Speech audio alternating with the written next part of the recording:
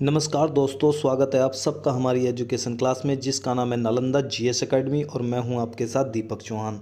जितने भी लेक्चर हमारे आते हैं अगर आप लोगों ने वो अभी तक नहीं देखे हैं तो प्लीज़ आप लोगों को सबसे पहले वो देख लेने हैं ताकि आज का जो लेक्चर है या फिर आने वाले जितने भी हमारे कॉन्स्टिट्यूशन से रिलेटेड जो लेक्चर होंगे उनसे उन्हें आपको रिलेट कर सको।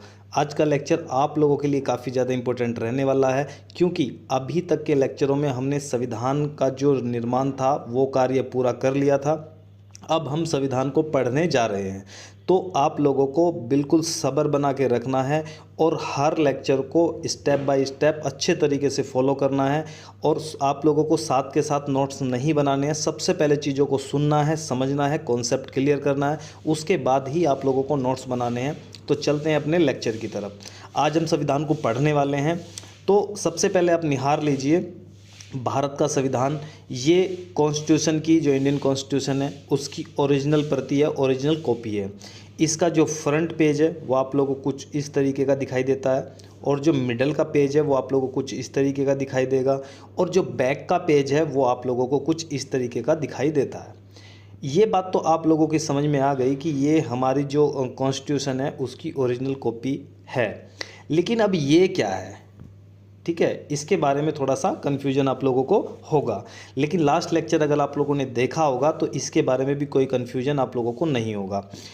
ये जो रखा हुआ है ये कॉन्स्टिट्यूशन की ही कॉपी रखी हुई है। एक इंग्लिश में रखी हुई है और एक हिंदी में रखी हुई है। तो आप बोलोगे कि ये इस तरीके से कैसे रखी हुई है। ये एक गैस चैम्बर है जिसमें जिसमें एक गैस का मिक्सचर है जिसे हम बोलते हैं हीलियम प्लस नाइट्रोजन। जो हीलियम होती है वो इनर्ट गैस होती है, यानी कि helium, neon, carbon, xenon, radon, ये सारी की सारी जो गैसें हैं वो नोबल गैसेस कहलाती हैं या फिर इन्हें इनर्ट गैसें भी कहते हैं क्योंकि इनका ऑक्टेट कंप्लीट होने की वजह से ये इनर्ट हो जाती हैं और ज़्यादातर ये रिएक्शन नहीं करती हैं।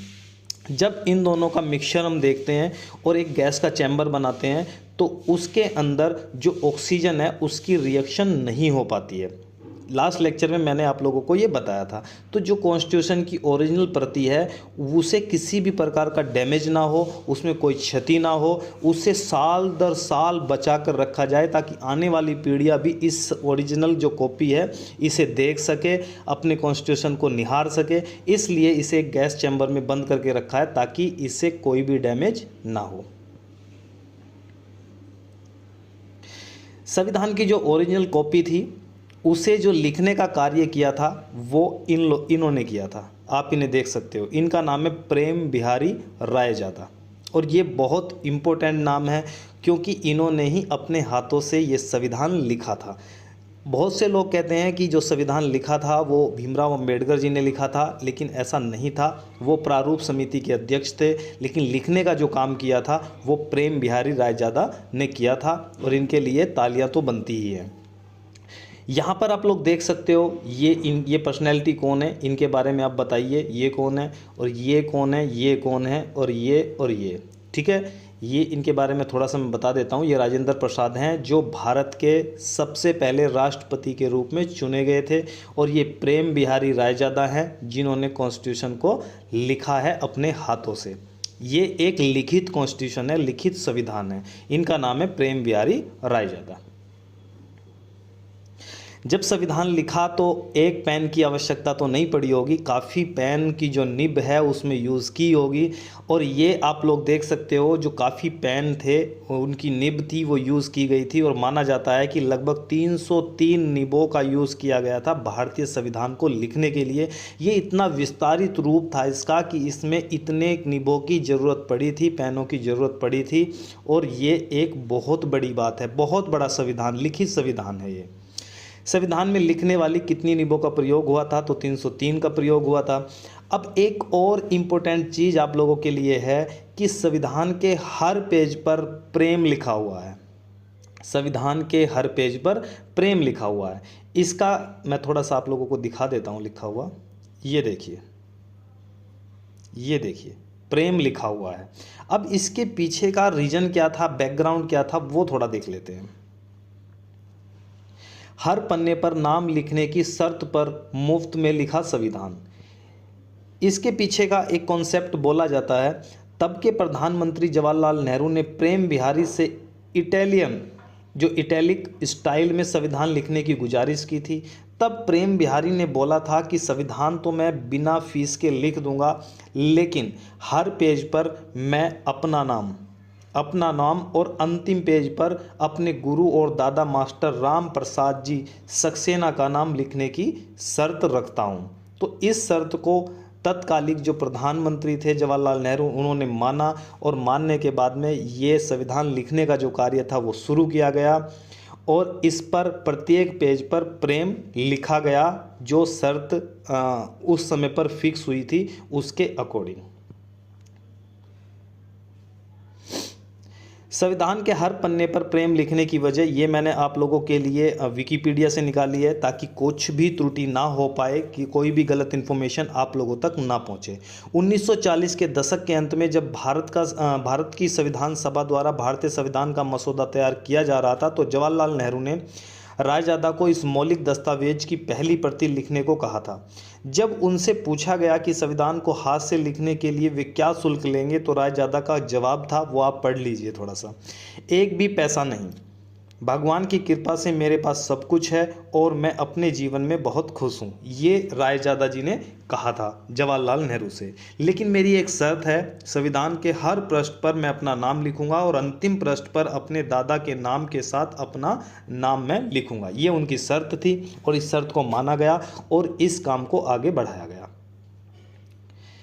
जब यह पूरा हुआ तो इसकी जो पांडुलिपि थी उसमें 251 पृष्ठों की थी और इसका वजन 3.75 किलोग्राम या 8.26 पाउंड था, जो ओरिजिनल प्रतिलिपि थी कॉन्स्टिट्यूशन की।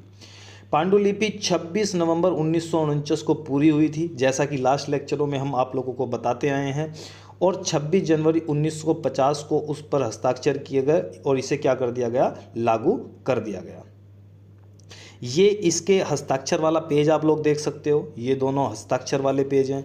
ये हस्ताक्षर किसके हैं, सिग्नेचर किसके हैं, आप जानते हो कि लास्ट लेक्चर में हम पढ़ चुके हैं कि संविधान सभा 26 नवंबर 1949 में जब संविधान को अंगीकृत किया गया, एक्सेप्ट किया गया, भारतीय जो सभा के जो संविधान सभा के लोग थे, मेंबर थे, उनके द्वारा, तो उस वक्त 299 सदस्यों की संविधान सभा थी वो थी, लेकिन उस दिन 284 जो सदस्य थे वो ही मौजूद थे संविधान सभा के अंदर और उन्होंने ही इस पर साइन किए थे। तो आपसे पूछा जा सकता है कि 299 से साइन किए थे, ऐसा नहीं था, 284 उस दिन मौजूद थे, उन्होंने ही इस पर साइन किए थे।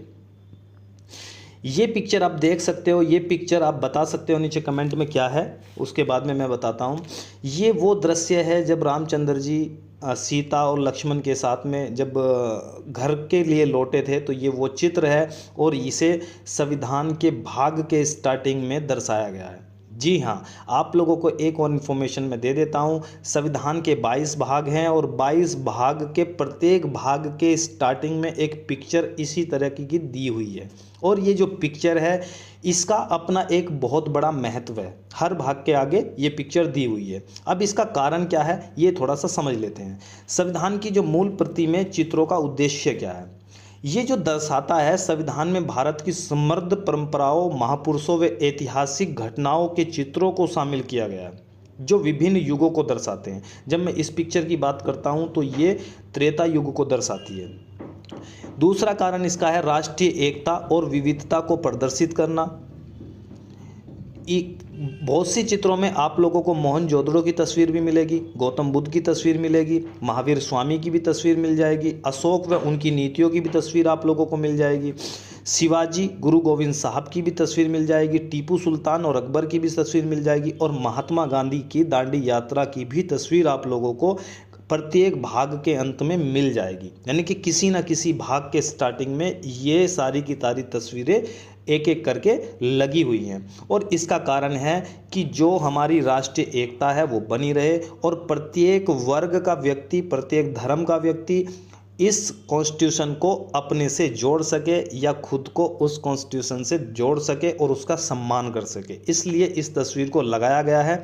ये किसी पर्टिकुलर रिलीजन को दर्शाने के लिए नहीं लगाई गई है, ये भारतीय एकता को दर्शाने के लिए, विविधता को दर्शाने के लिए इन्हें लगाया गया है। भारतीय संविधान के प्रत्येक भाग की शुरुआत में चित्रों का उद्देश्य ये हम बता चुके हैं कि ये ऐतिहासिक घटनाओं, कुछ ऐतिहासिक घटनाएं हुई हैं अलग अलग युगों में, कुछ परंपराएं रही हैं, कुछ महापुरुष हुए हैं जिनकी तस्वीरों को यहाँ पर शो किया गया है ताकि प्रत्येक वर्ग के व्यक्ति संविधान को खुद से जोड़ सके और खुद को संविधान से जोड़ सके, राष्ट्रीय एकता बनी रहे, विविधता बनी रहे। इसीलिए इन ऐतिहासिक घटनाओं की जो तस्वीरें हैं वो इसमें शो की गई हैं। भारतीय कला की विशेषता, इन चित्रों को बनाने के लिए अजंता की चित्रकला शैली अपनाई गई है जो भारत की प्राचीन कला का प्रतीक माना जाता है। आज के लिए इतना ही। नेक्स्ट लेक्चर में हम संविधान की प्रस्तावना है, प्रियम्बल है या उद्देशिका जिसे हम बोलते हैं, उसके बारे में चर्चा करेंगे। तो बने रहिए हमारे साथ और देखते रहिए नालंदा जीएस एकेडमी। आज के लिए इतना ही। अगर ये इन सारी इन्फॉर्मेशन आप लोगों को अच्छी लगी है तो वीडियो को लाइक ज़रूर कर दें, दोस्तों को शेयर कर दें और चैनल को सब्सक्राइब ज़रूर कर लें ताकि आने वाले जितने भी लेक्चर होंगे उनके जो नोटिफिकेशन है वो आप लोगों को टाइम टू टाइम मिलते रहें। तो मिलते हैं नेक्स्ट लेक्चर में, जब तक के लिए दीजिए हमें इजाज़त। जय हिंद, जय भारत।